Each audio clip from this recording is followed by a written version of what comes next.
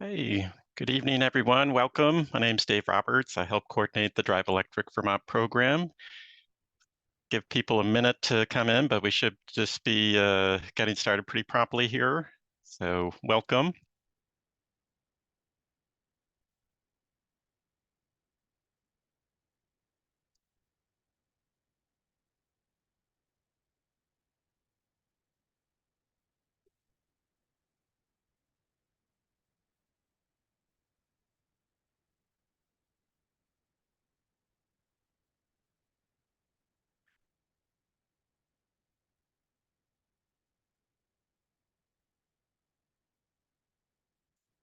All right, I think we're evening out people coming into the webinar. So again, my name's Dave Roberts. I help coordinate the Drive Electric Vermont program.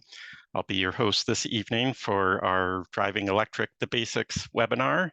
Great to have so many folks joining us as we lead up to National Drive Electric Week. And I'm going to start with just a quick poll question asking for folks' EV experience. So go ahead and launch that. If you should see a little pop-up on your screen, you can enter in a little bit of information about your experience with electric vehicles. So see, got a few EV owners in the crowd, a few folks who've been for a ride or drive in one, and about half of the attendees say that they don't have any experience yet. So hopefully this webinar will be really helpful to provide at least that basic information to give you an informed perspective if you're in the market for an EV.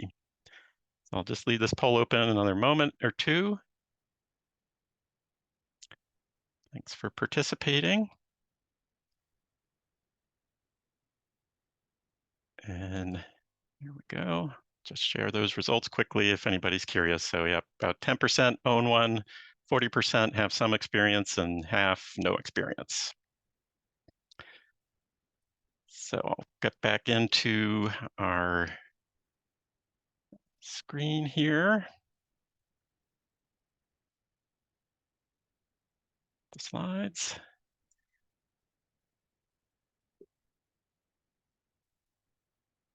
Okay, so we had a poll question. Just before we dive in, a little bit about Drive Electric Vermont.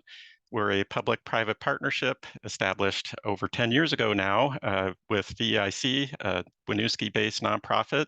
We also operate the Efficiency Vermont energy efficiency utility and the state of Vermont. So we're working on a number of fronts to advance transportation electrification in the state. We have a website. Hopefully some of you have seen some of the information on there, and welcome you to check that out. And I'll be providing some more information on resources on the website. Before we dive into all that content on incentives and types of vehicles and charging, a lot of people just ask, what's the basic reason why should I think about an electric vehicle? So top choices, top information here for us is saving money. So you can save significantly. It's the equivalent on average about $1.50 a gallon gasoline when you're driving on Vermont electricity. You can reduce your emissions significantly compared to a gasoline powered vehicle. They have great performance, so lots of zip, really fun to drive cars. They're quiet, so you can listen to music, have a conversation, just a less stressful driving experience. And for most Vermonters, you can charge them at home. So that's the easiest, most convenient place to do it. You can skip the gas station and always have a full charge in the morning when you go out to your car. If you can't charge at home, we'll provide a little more information on some of the realities of that in Vermont. But for most folks, charging at home is by far the most convenient way to go. So I've got about 30 slides to get through. I hope to have plenty of time for Q&A at the end. There is a Q&A box in your Zoom that you can enter in questions. So I'll be addressing hopefully all of your questions. And we did get a number of questions coming in when folks registered for the webinar, so we'll be hitting those as well. So a lot of questions related to greenhouse gas emissions and what are the benefits of EVs on that front. And just as background, transportation in Vermont is about just over a third of total greenhouse gas emissions in the state.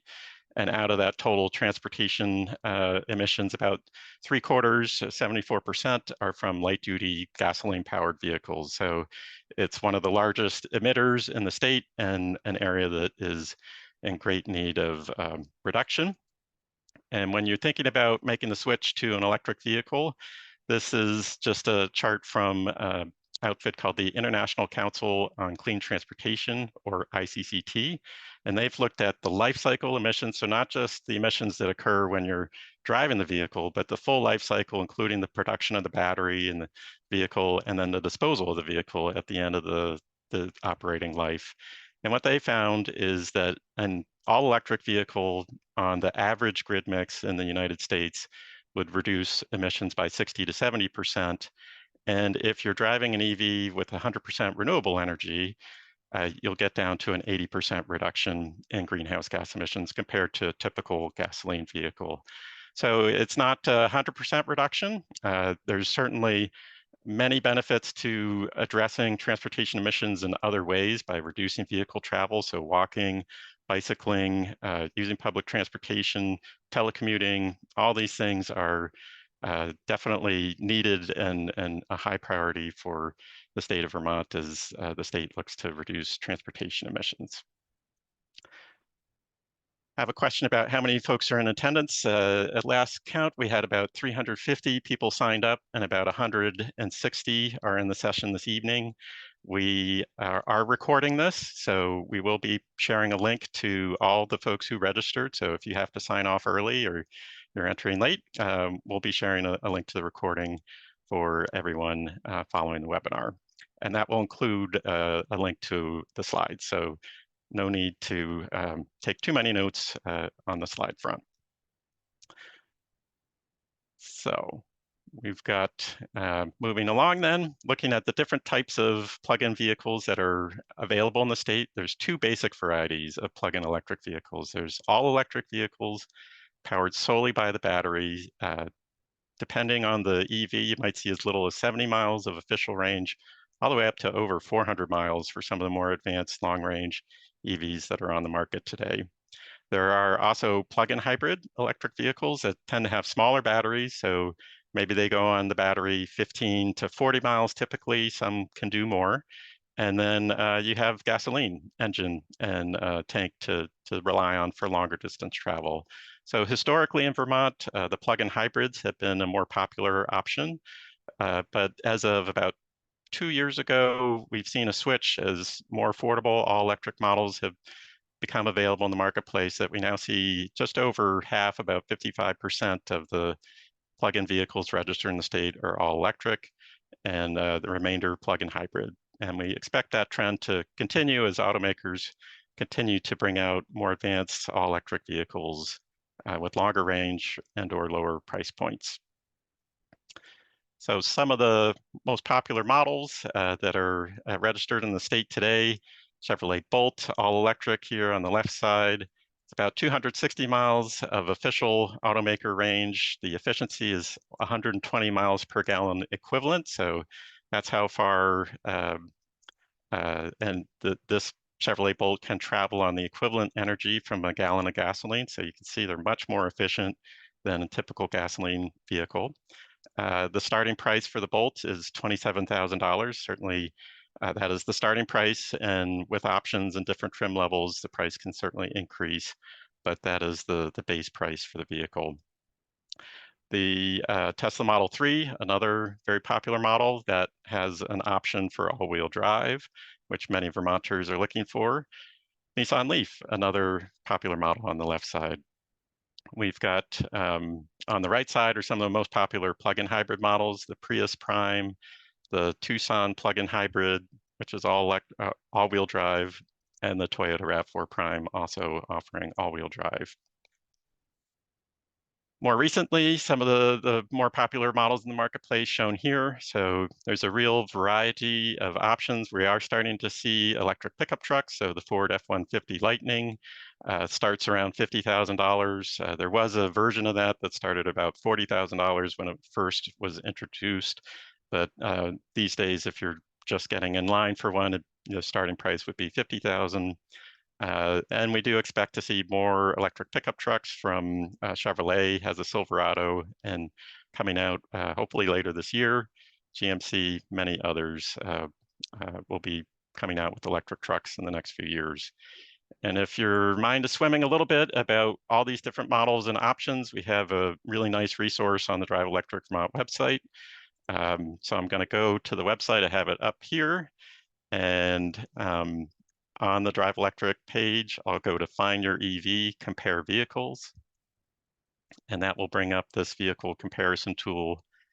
And I can say, I want to look for just the all-electric vehicles. I want to see the ones that have over 200 miles of range. And I want to see ones that include all-wheel drive as standard equipment. And now I'll have a shorter list here. So maybe I want to look at the Subaru Solterra. I can click on the little plus sign in the bottom right of the card for the vehicle. It'll tell me information about the range, how much cargo space it has, the base price, if it's eligible for federal tax credit, that will be included there.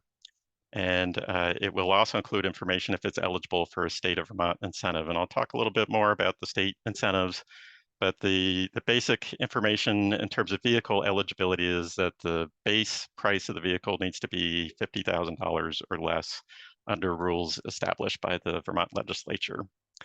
So a lot of information here. And then if you want to learn more, you can click on the link to the manufacturer website, and that will take you off to the Subaru or whichever manufacturer's website.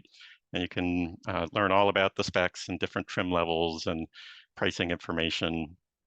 So that's a really handy resource for pretty much every mass market EV that's sold in Vermont. So hope folks can take advantage of that handy tool. Moving along, we do have quite a few other electric options that are on Vermont roads at this point. So there's about 20 electric buses, school and transit buses, and more to come. We're starting to see more commercial vehicle options for, in the middle here, this is a Ford E-Transit, sort of a cargo delivery van that is now available. We've got CarShare Vermont has quite a few EVs in their fleet. If you're in the Burlington, Winooski area, you can check them out. Got electric lawn care equipment, and there are incentives available from many Vermont utilities to help pay for electric lawnmowers or other electric lawn care equipment. Electric bicycles, which are really great if you haven't had a chance to try one. I highly encourage it, and a number of the Drive Electric Week events that are coming up over the next 2 weeks will feature electric bikes in addition to EVs. There is a state incentive program for e-bikes. The funding is nearly out, but if you act quickly, you might be able to still take advantage of that.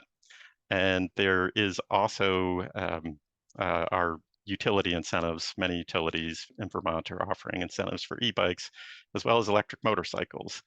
So it's not just about cars. There are quite a few other electric options out there. So one of the top questions that we get is, how do EVs work in Vermont conditions? So and I'm sorry, I've just seen a question that somebody's having a problem with the slide, so thank you for that. Should be up, but give me a moment. Apologize. I'll just stop the share for a moment, start again.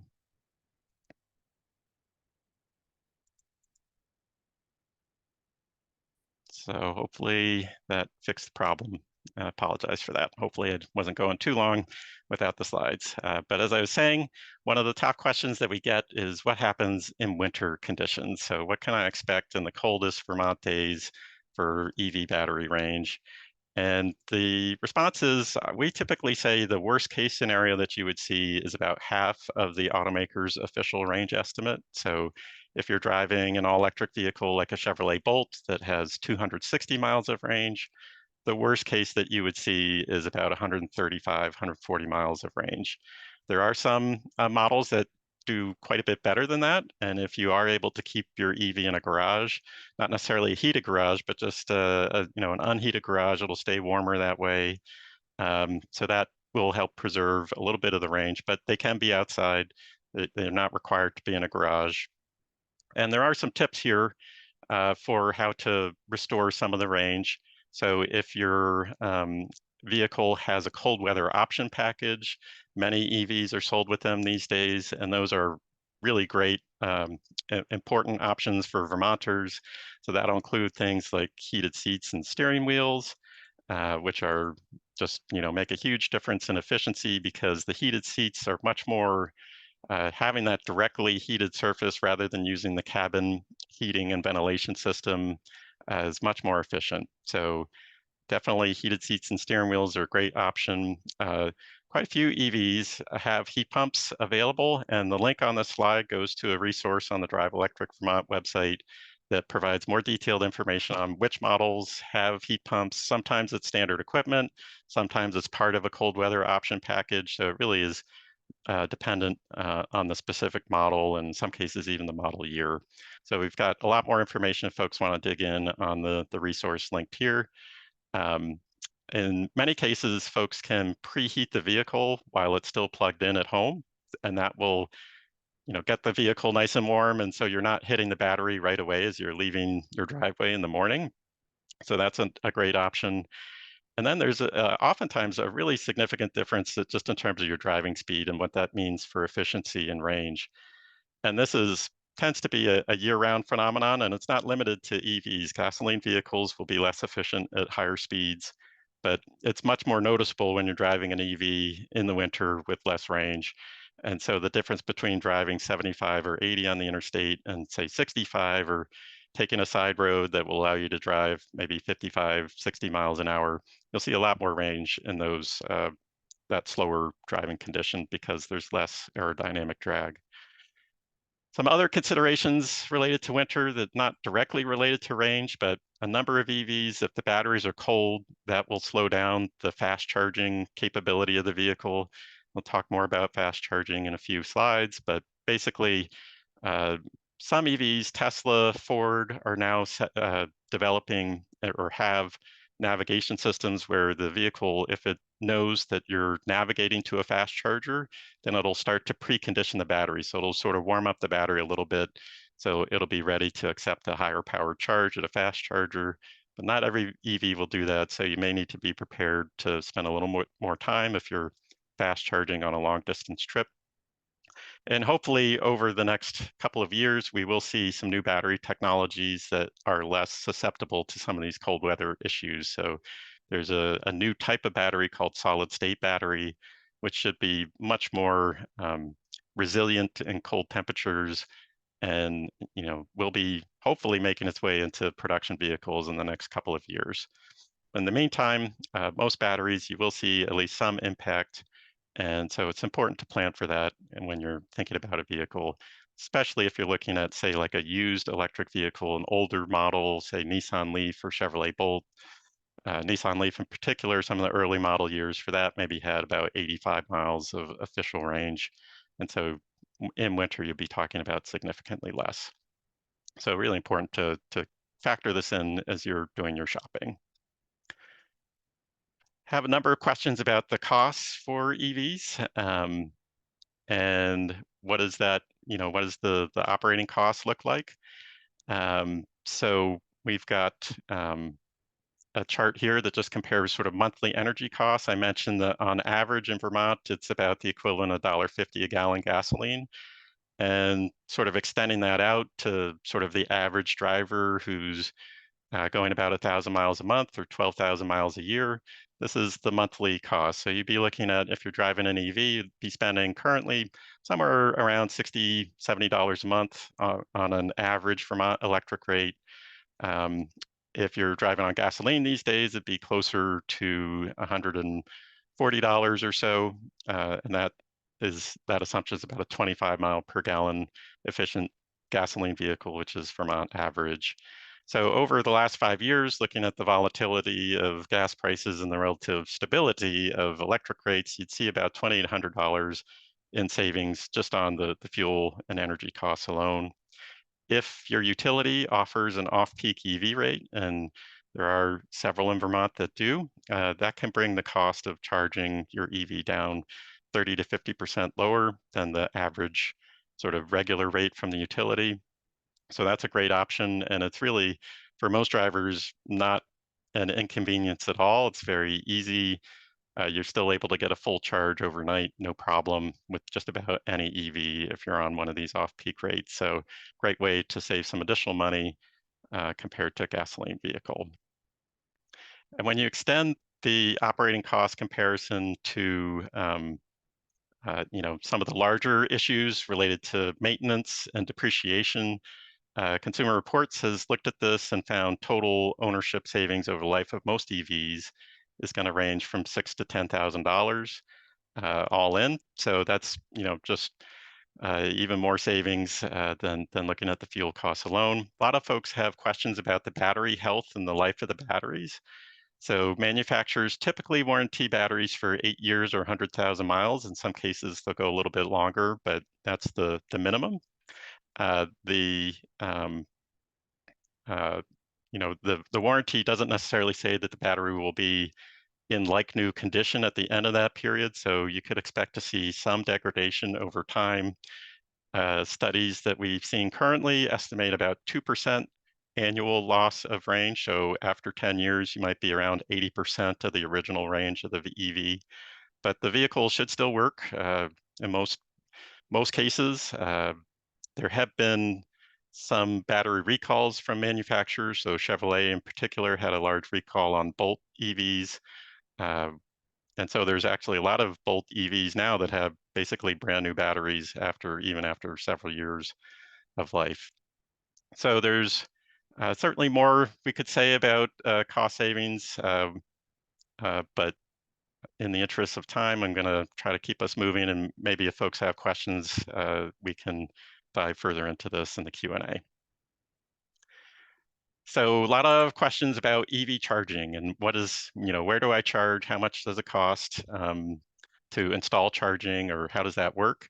So most EV drivers do most of their charging at home. In Vermont, it's probably 80 to 85% of charging activity is happening at home.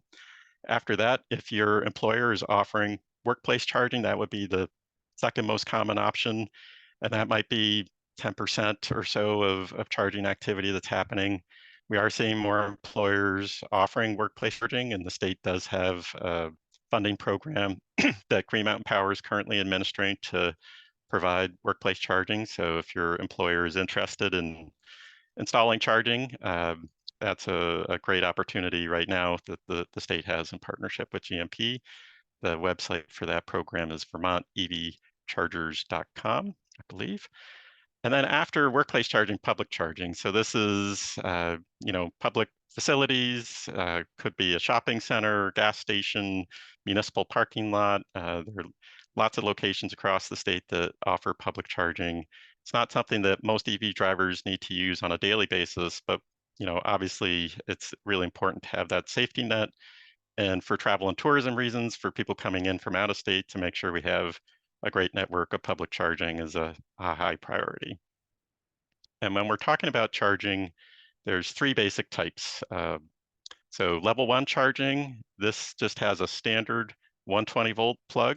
So if you have an outlet within about 20 feet of where you park your vehicle, you could plug in to level 1 charging equipment. Most EVs that are sold will come with this. In some cases, it might be an additional option that you have to pay a little extra for.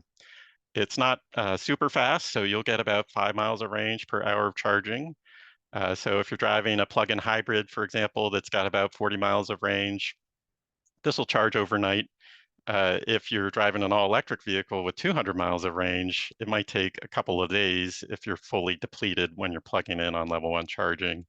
So for some folks, it can still work if you're just sort of topping off from day to day, driving 40 miles or less a day. You can top off with a level 1 charger, but it's certainly more convenient to move up to a level 2 or 240 volt charger if you're driving an all-electric vehicle. And there's different options for that. This is just sort of more typical standard basic home charger. Equipment might cost around $700.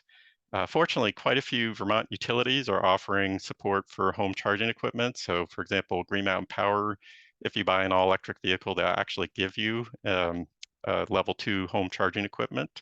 but you do need to pay for the installation yourself. So you need to have an electrician install it, or in some cases, if you have a welder or an RV plug in your garage or nearby, you can just plug a home 240-volt level 2 charger right into that receptacle. So if you're in that fortunate position, it could actually be a very easy, low-cost installation for a level 2 home charger.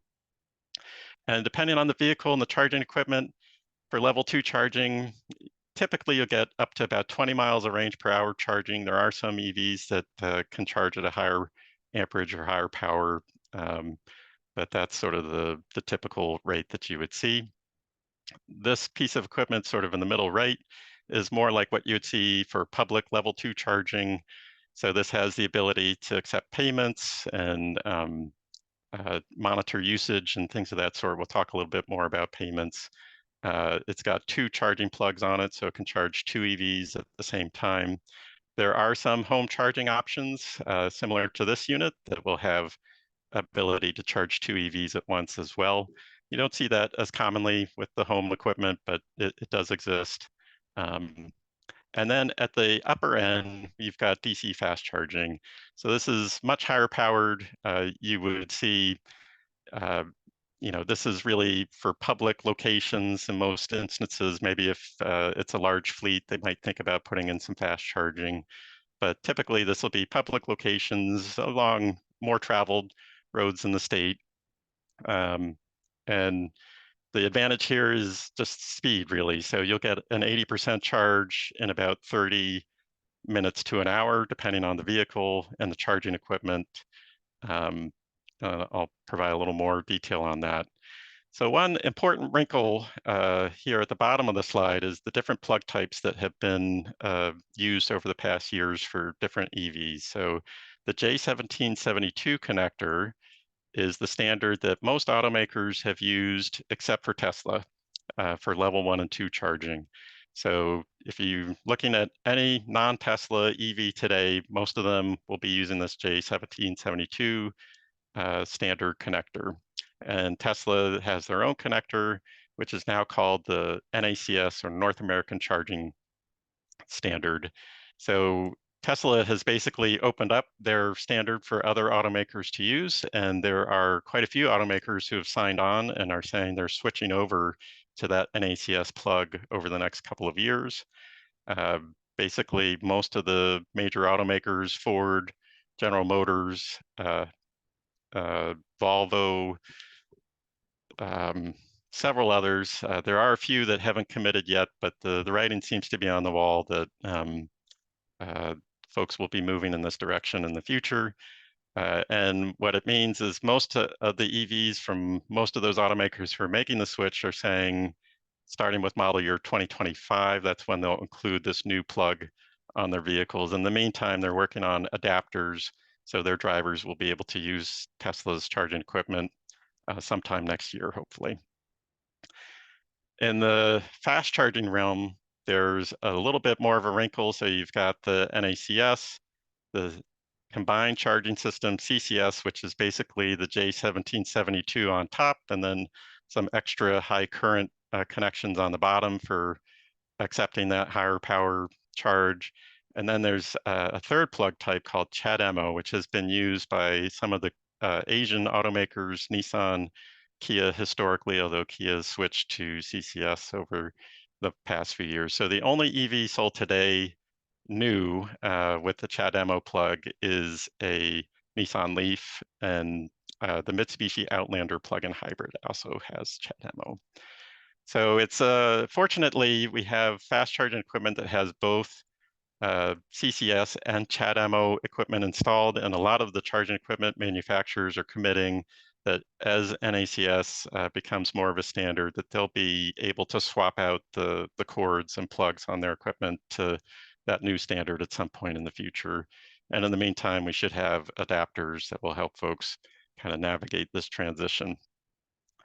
For a lot of EV drivers, it's not a big deal because you're rarely using fast charging, but just want to make sure folks are aware that there are some different plugs and it's an evolving landscape, so important to be aware of that.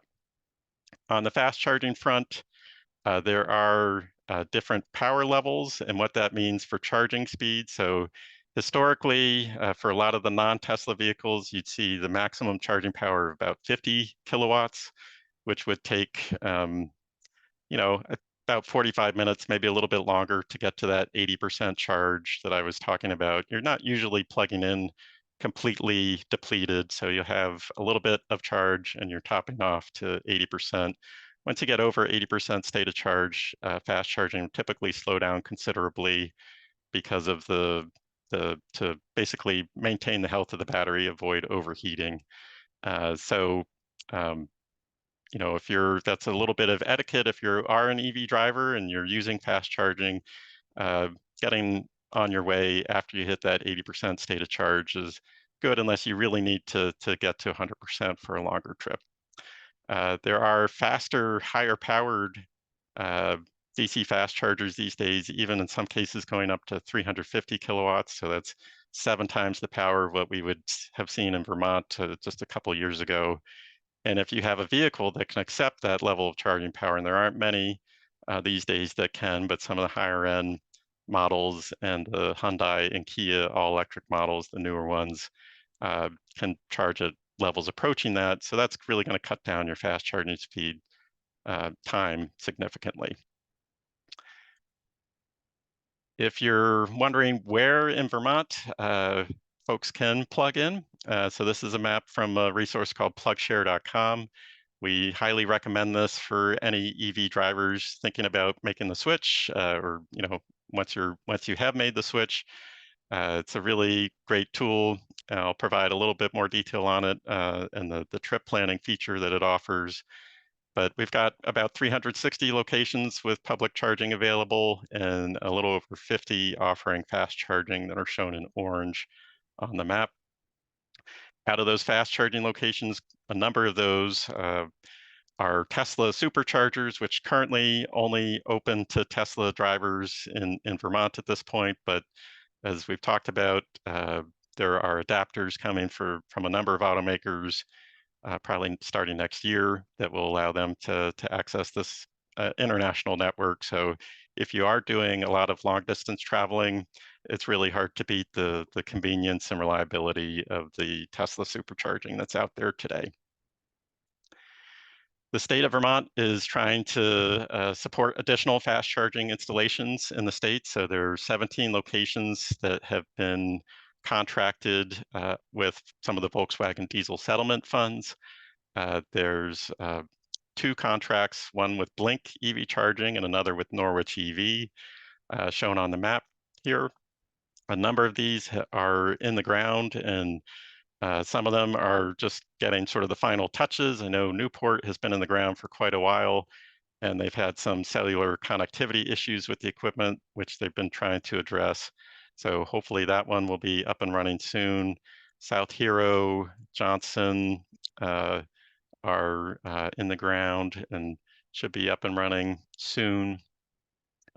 These are not the only locations offering fast charging in the state. There are a number of others, but these are the ones that have been funded with those Volkswagen diesel settlement dollars. And the hope is that all of these will be built out probably by next summer.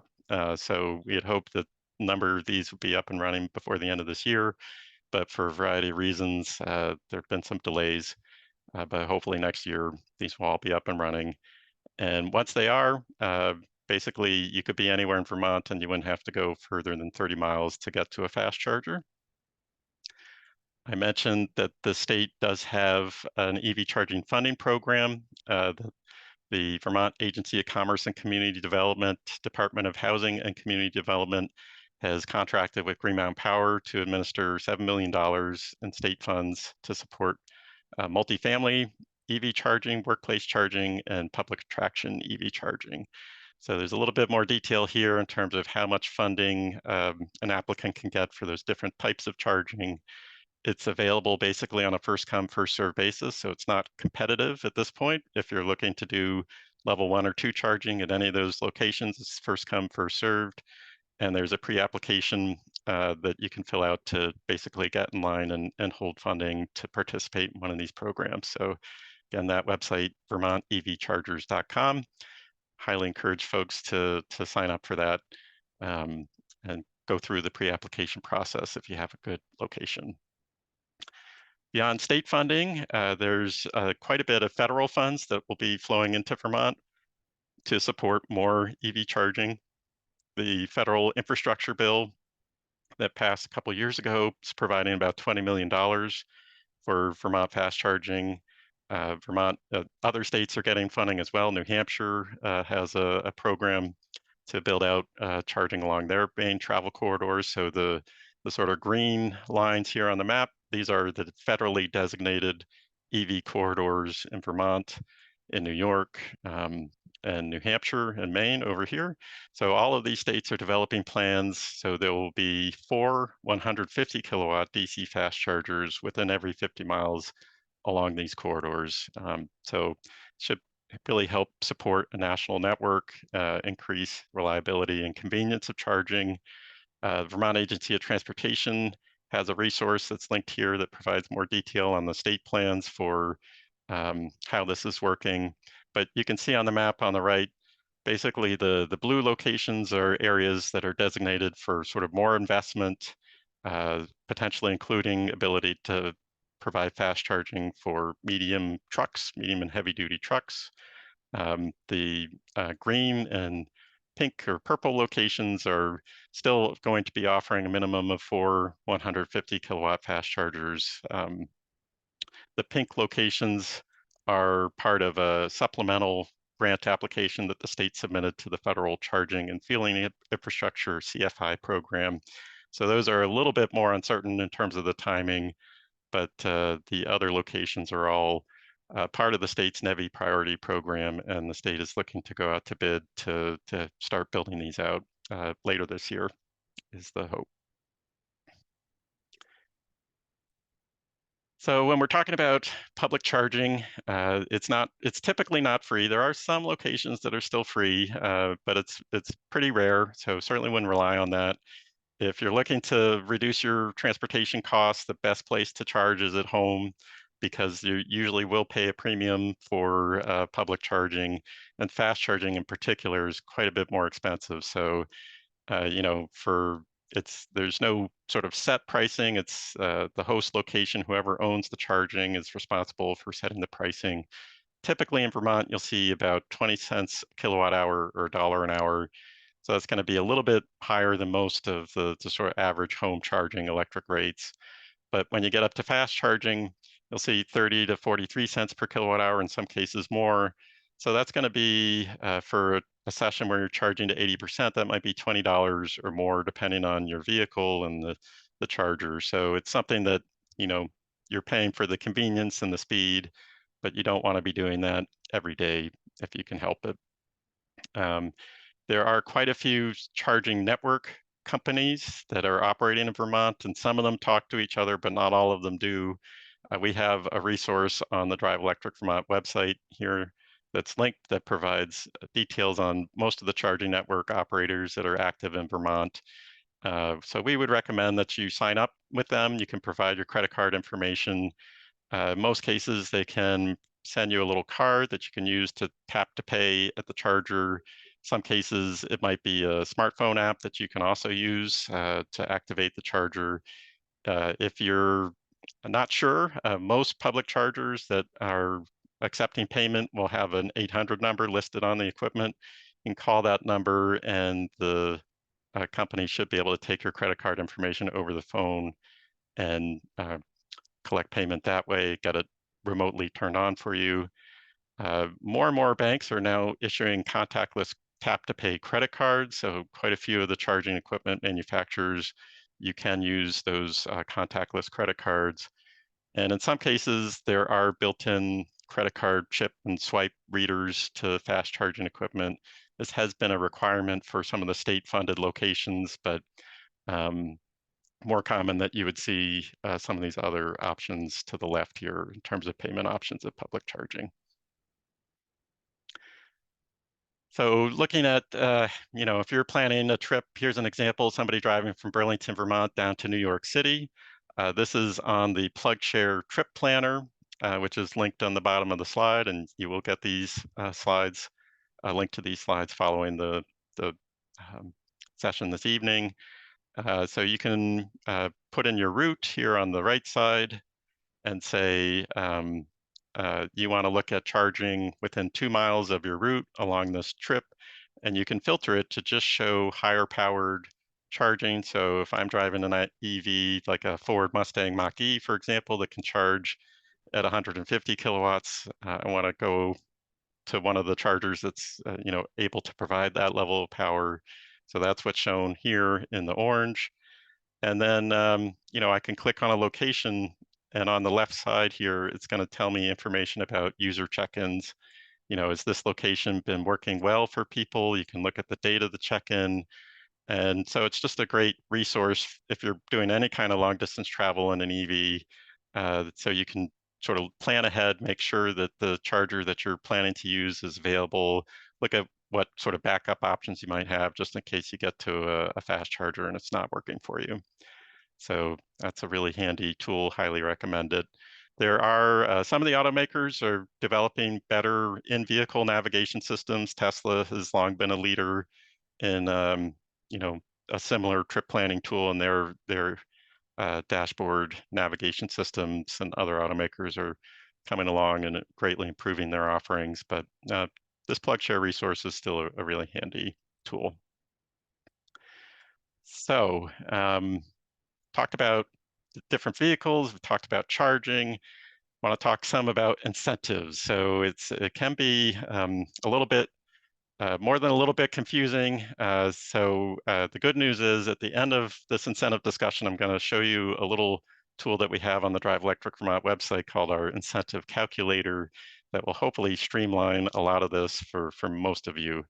But the gist of it here is there are 3 different levels of incentives available to Vermonters. There's a federal tax credit, state of Vermont incentives, and then electric utility incentives. And for the federal tax credit, not every vehicle is going to be eligible. So there are requirements for purchase that the vehicle has to be assembled in North America, and the battery materials and manufacturing has to meet certain requirements for North American production, essentially. So if a vehicle meets those requirements, then a purchase can get up to $7,500 for that federal tax credit. There is a relatively newer incentive for federal tax credit that provides 30% of the purchase price up to $4,000 if that used EV is priced at $25,000 or less. This is a tax credit. It's not refundable, so you do have to have a tax liability if you're purchasing your vehicle that would be offset. So if you're buying an EV tomorrow, when you file your taxes for 2023 next April, there'd be an additional form that you would fill out. And if you're buying a vehicle that's eligible for the $7,500 amount and you meet the federal income eligibility requirements, then basically you will be able to recover some of the taxes that you would be paying otherwise. So if your employer withholds taxes, and maybe not necessarily that you would write a check to the IRS at tax time, but just if you have a job and subject to withholding, you can basically get that money back that's been withheld through this tax credit. It is potentially challenging if you're lower income. You may not have that tax liability. So important to really look into this if you're relying on a tax credit to make sure that you will indeed get that benefit. And we do recommend speaking with a tax professional if you have more detailed questions on this. One convenient way around a lot of these issues is if you lease an EV. If you lease, then the eligibility for federal tax credit is as a commercial vehicle because the leasing company technically counts as a commercial entity. And so there's a lot fewer restrictions or eligibility requirements for that commercial clean vehicle tax credit that you would get through a lease deal. So a number of automakers pass through federal tax credit as part of a lease deal. I'll provide a little more detail on that in a few minutes. There is a new wrinkle that will be coming starting in January of next year auto dealers are supposed to be able to pass through these tax credits right at the dealership, so you wouldn't have to wait till you file your taxes for that tax year, the following April or what have you. The details of that are still pretty scant. IRS is still working through the rules, but hopefully that will be coming in January, and we will certainly provide information on the Drive Electric Vermont resources as we know more about that. Another wrinkle, in addition to not being refundable, doesn't carry over into future tax years, so important to, again, make sure that you can get the benefit in the year that you're purchasing the vehicle. State of Vermont incentives are a little bit easier.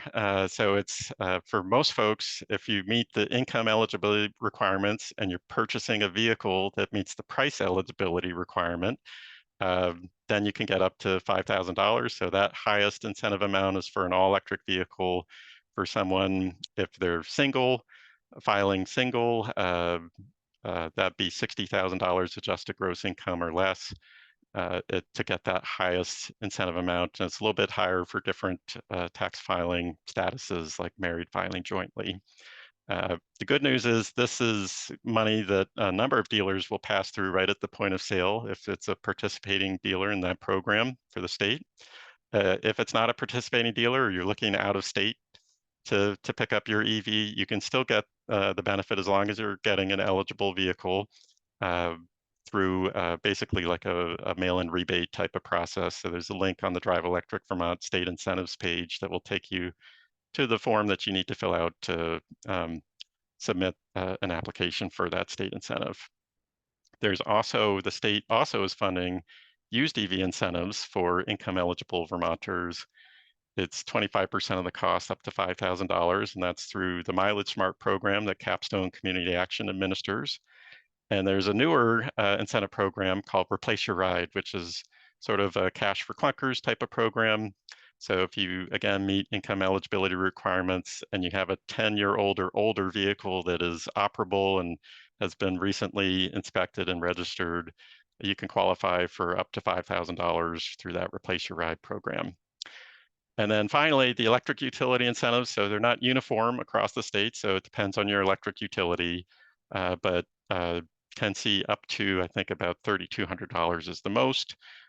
Some utilities certainly offer less, and our calculator tool will allow you to navigate and see what might be available based on your electric utility. For the used vehicle incentives, I see a question, does the car need to be purchased in Vermont?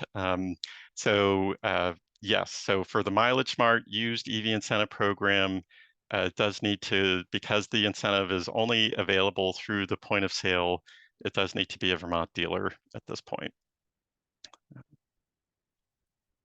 So a little bit more on Replace Your Ride. So if there's the option to scrap that older vehicle and replace it with a new EV, and it can stack with all the new EV incentives, or a used EV with the Mileage Smart program is provided you're getting a plug-in vehicle, all electric or plug-in hybrid.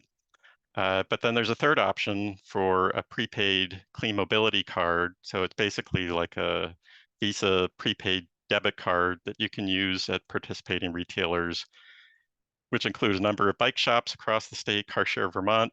We're working on getting transit providers hopefully enrolled in that program right now. Most transit has been fare free, so it hasn't been an issue. But this is a great option if you have an older vehicle and you're looking to go car free or reduce your car travel. Can check out that clean mobility option. And there are, if you have or know of folks who have flood damaged vehicles from recent flooding in Vermont, there are some additional incentives, an extra $1,000 toward a new electric vehicle. If you're looking at a used EV with Mileage Smart, it'll automatically give you $5,000 instead of that 25% up to $5,000. And for Replace Your Ride, you can get Replace Your Ride if you meet the other vehicle requirements in addition. So that's all through the end of this year. The state is offering those extra incentives for flood damaged vehicles.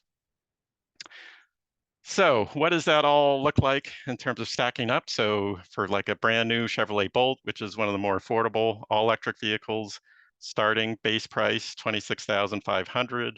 for somebody who meets the standard incentive requirements and this example here, the $60,000 to $100,000 income, as for somebody as a single filer, the amounts are a little bit higher for other joint types of filers. The Bolt is eligible for the full $7,500 tax credit. The standard state incentive is $2,500. If you do have a 10-year-old or older vehicle that you can scrap, the standard incentive for that is another $2,500. And then a sort of representative utility incentive, and this will vary, but for a lot of Vermonters would be $2,200. So it's going to knock more than half the cost off the price if you're able to take advantage of all of these incentives. And if you are lower income, $60,000 or less for filing single, or a little bit higher if you're filing jointly, you're eligible for higher incentives from the state as well as the utility. And you can see that price go down to under $6,000 for a brand new EV. This does assume that you're taking advantage of that $7,500 tax credit, which again could be a challenge. So you may want to talk to a tax professional or hold off until that dealer point of sale option is available in January, or consider a lease. Talk a little bit more about leasing in a moment. Here's another example, looking at a used EV. So again, sort of the standard income range. There's a federal tax credit available. The Mileage Smart program is only available to lower income, so you wouldn't see that with the standard income amount. There would be potentially, apologize, I'll fix this in the slide deck before I send it out. I believe that should be $2,500 for the state Replace Your Ride standard incentive. And then another, utilities often will offer used EV incentives at a little bit lower price point than what they're offering for new EVs. So the Leaf example here, 2020 Leaf, base price based on Kelley Blue Book is just under $14,000. So for a standard incentive, that could get down to about $8,500. If you're able to take advantage of some of those enhanced incentives, you could potentially be looking at nothing, essentially a free Nissan Leaf. If you are, particularly here, the example includes scrapping an older vehicle that's eligible for Replace Your Ride. So there are some good deals to be had in the used market. It is growing in Vermont. It's about 24, 25, about a quarter of the newly registered EVs in the state are coming in from that used market. Definitely want to get the battery checked out thoroughly before you move forward with the used purchase. And again, look at your range and winter potential. Make sure it's going to work for you. So I mentioned we have this calculator tool on the Drive Electric Vermont website. It's linked here. You can, and I will try to bring it up. Hopefully it won't mess up the screen sharing again. But I'm under incentives here on the Drive Electric page. I'll go to the incentive calculator. I'm going to pick my utility. I'll just say I'm Green Mountain Power. I'm looking at a new all-electric vehicle, Chevrolet. I'm an individual, and I'm in that 0 to 60,000 adjusted gross income range. So this is going to give me sort of an estimate of the utility incentive, what I'd be looking at for a state incentive for the new EV, and then the estimated federal incentive for that Chevrolet. There's a mention here about Replace Your Ride if you're trading in your older vehicle, and that's where you would get, up to that $20,700 range if you're able to take advantage of all of those incentives. If you're looking at a used all-electric vehicle, there's some information here, including a link off to the Mileage Smart program to learn more about that. So really handy tool if you're trying to figure out what you might be looking at in terms of your incentive opportunities.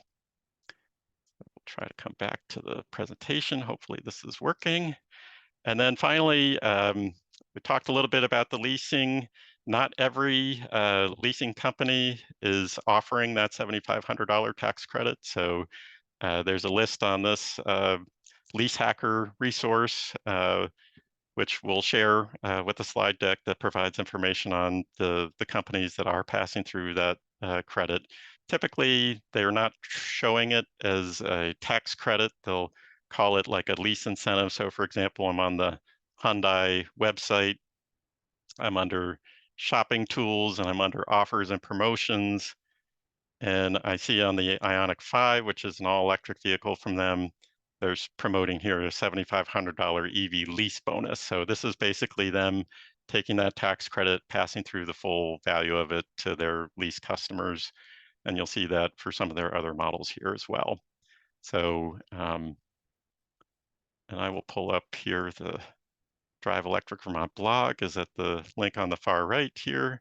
We have this leasing versus purchasing an electric car that gets into more detail on some of the leasing considerations.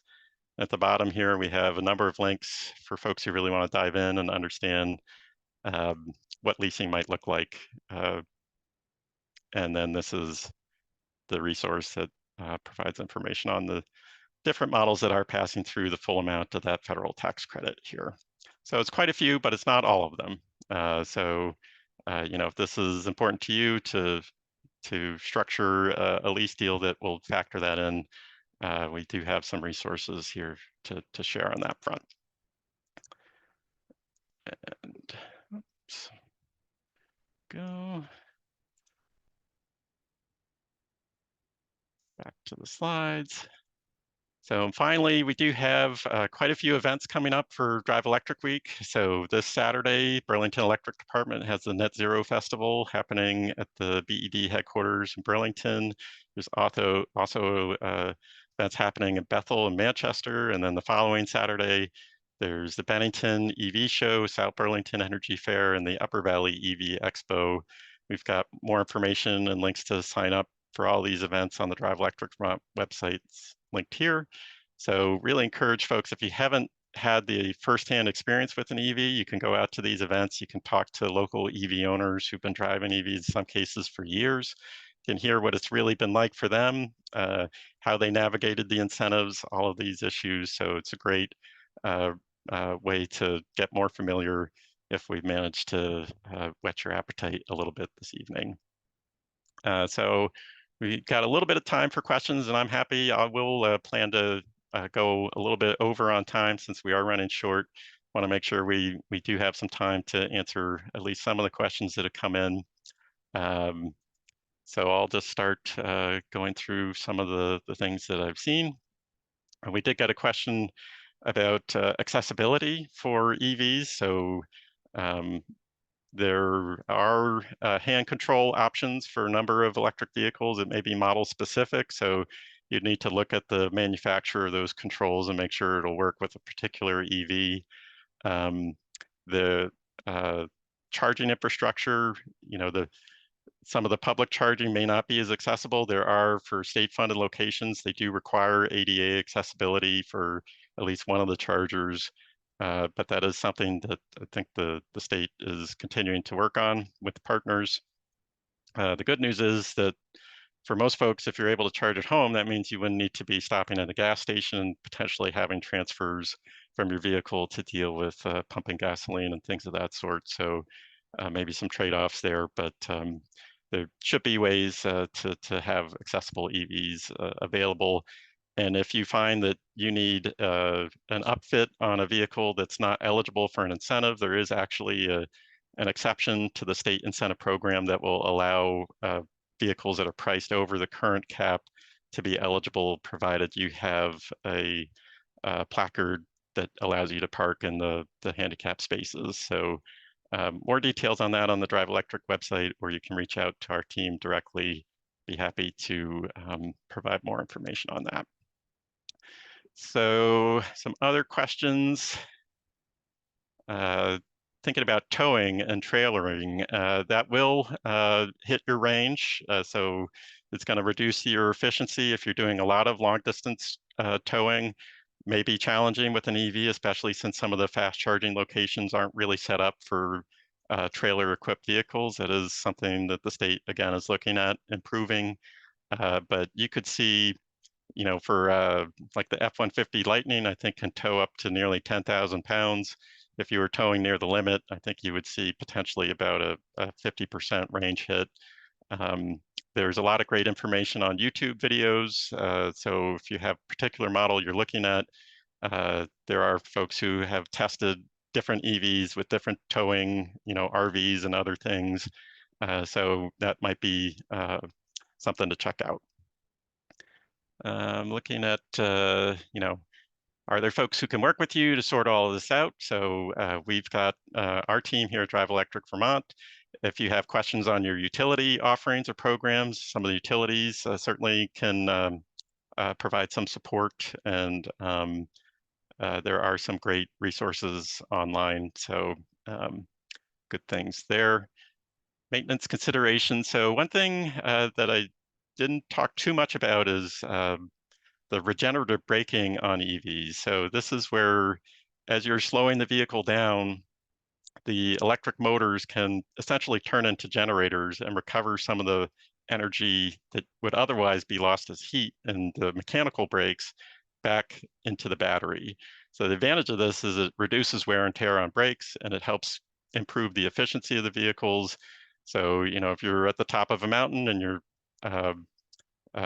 driving down, you're not going to get all of that energy back that you expended going up, but you might get 50%, something like that. So it's a great way to improve the efficiency. The downside in Vermont is in winter, if you're driving on salt-covered roads or that sort of thing, and you're not using those mechanical brakes at all because you have the regenerative braking turned up pretty high, then you can actually get some rust on your rotors that you wouldn't necessarily see with more traditional mechanical braking. So the story there is basically turn down some of the regen braking, at least occasionally during winter conditions in Vermont. So you are sort of burnishing your brake rotors to reduce the occurrence of rust, and hopefully prolong the life of your brake equipment. Beyond that, most EVs, especially the all-electric vehicles, they have very little maintenance requirements. A lot of people, they just put winter tires on and washer fluid in, and they're good to go. That said, things can go wrong. Most EVs have pretty good warranties, so if you're buying a new one, you'll be under warranty for a couple of years. But it's they are still large mechanical devices, and things can go wrong. But overall, as I mentioned, that Consumer Reports study, they found that overall there's significant cost savings. We talked some about cold temperatures, so hopefully we covered that. The worst case scenario, again, is about half of the official automakers' range estimates. Pass through federal tax credits if you owe no federal income tax. So again, you do need to have tax liability. It's not necessarily that you write a check to the IRS at tax time if you're subject to withholding. So may want to talk with a tax professional, or again, consider a lease if you are concerned that you may not be eligible for a tax credit. In some cases, it may actually be a great deal to just go ahead and lease an EV that's passing through that tax credit, and then just know at the end of the lease that you'll plan to buy it out if you want to purchase the EV. You can check. Most leases will allow you to purchase the vehicle at the end of the lease period as the quote residual value. But some leases don't allow for that, so you want to make sure that if you do want to buy out at the end of the lease that there's a way to do that. I see a question, sold a 2019 Leaf to a neighbor. Is there any way they can get state credits? Fortunately, no. The state incentive programs are not applicable to private sale. I believe that's also the case for the federal incentives. Question about when do the incentives sunset? The federal incentives are through 2032 at this point, unless Congress takes action, which they could, to change the program. The state incentives currently have a little over $8 million available for the new PEV incentive program. So current expectation is that should be enough for maybe two-ish years, maybe a little longer, maybe a little less, depending on uptake. So there's some potential there, but would need to look into that a little bit further. A question about using your EV for home power backup. So there's the F-150 Lightning has been marketing their sort of home vehicle to home backup power system that will use the EV battery in an outage. You do have to have some more expensive home connection equipment, home charging equipment that will bring the power in from the vehicle and connect it up to your service in the house. So that will add some cost. But we do know of at least a few folks in Vermont who are using those systems and really enjoying them.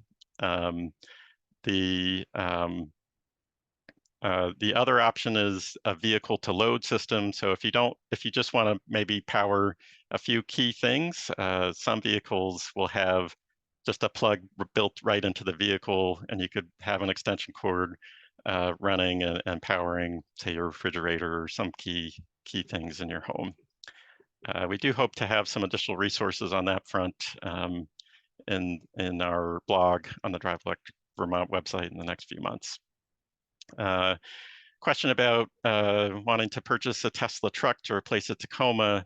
Trucks cost more and the state incentives don't support EV trucks. So the state incentives, the F-150 Lightning is eligible for a state incentive because the base price is just under $50,000. That list is being updated based on the legislative requirements. If the truck that you're looking at and Tesla's Cybertruck isn't out yet, so we don't exactly know the final pricing on that, but if the base price of that truck is going to be over 50,000 or whatever the cap is at the point that that's released, then it wouldn't be eligible, and that would be something that you may want to talk with your legislators about, because ultimately they're the ones who are making the call on the incentive program requirements on that front.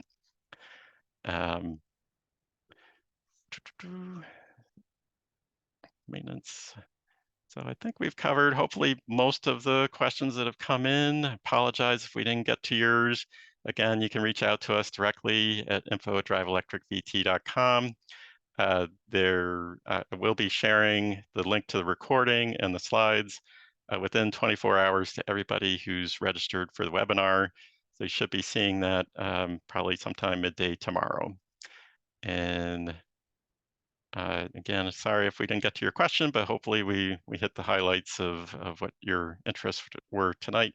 And please do follow up if we can be of further assistance in the future. So I hope everybody has a great evening, and thanks again for joining.